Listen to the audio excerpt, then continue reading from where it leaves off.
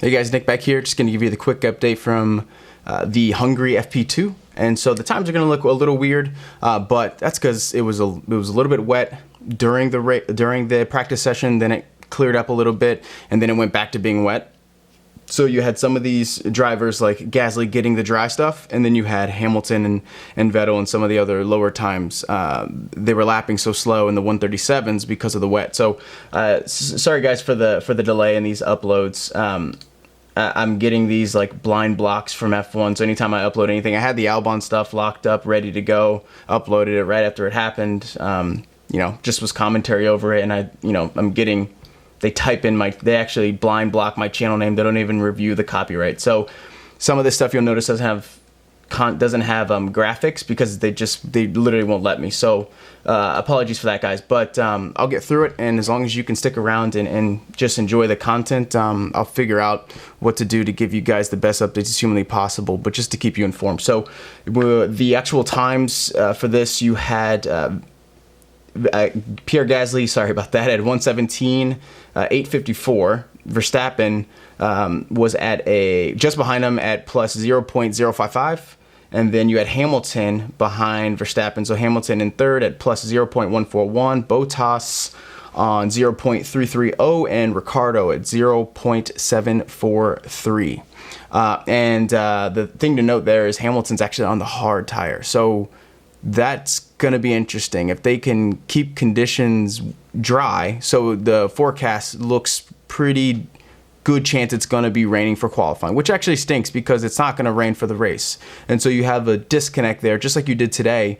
So they're trying to, just seems like one of those things where when you think about actual race pace and form, this really comes down to who can drive the best in the rain. And I think that depending on what you're looking for in an F1 race or in an F1 session, it's going to be interesting. I don't know that it's the safest conditions for the driver, considering, not like we do care about, obviously, we care about what happens to the drivers. That's a no-brainer, but this kind of encourages a little bit of dangerous driving because it's going to be rainy, so they've got to get the top spot, and at this track, the qualifying spot, like we talked about in the last video, is everything. And so with it being dry, it's basically going to be locked up with whoever gets pole.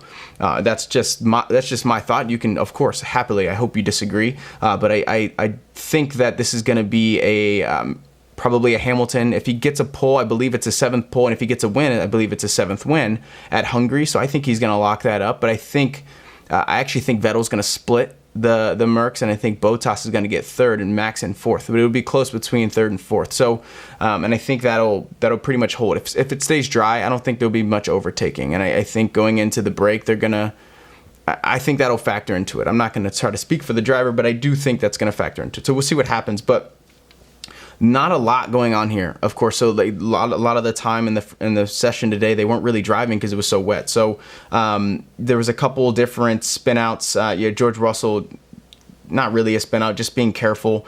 Vettel had a pretty big slide, as did Bottas about 30 seconds later. So Bottas's slide was it was almost a mistake. It was almost an accident, but he saved it, so that's good.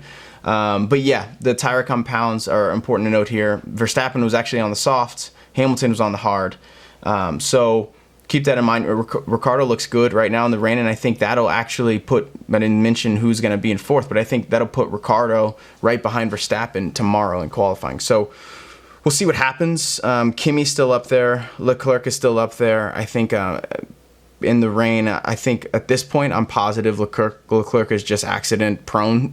I think I said, I kind of made myself look like an idiot in the last video. I thought he was going to come back and be mature after, the Monaco incident where he was so down on the grid and he needed to fight back, and it was just reckless. And there's a difference between aggressive driving and reckless driving, and I think he's going to be a little bit more reckless again if he doesn't qualify up the grid and I'm wrong. Let's say he's top, 3 on qualifying day. But if he's not, I think he's really going to want it, and I think he's going to drive really hard.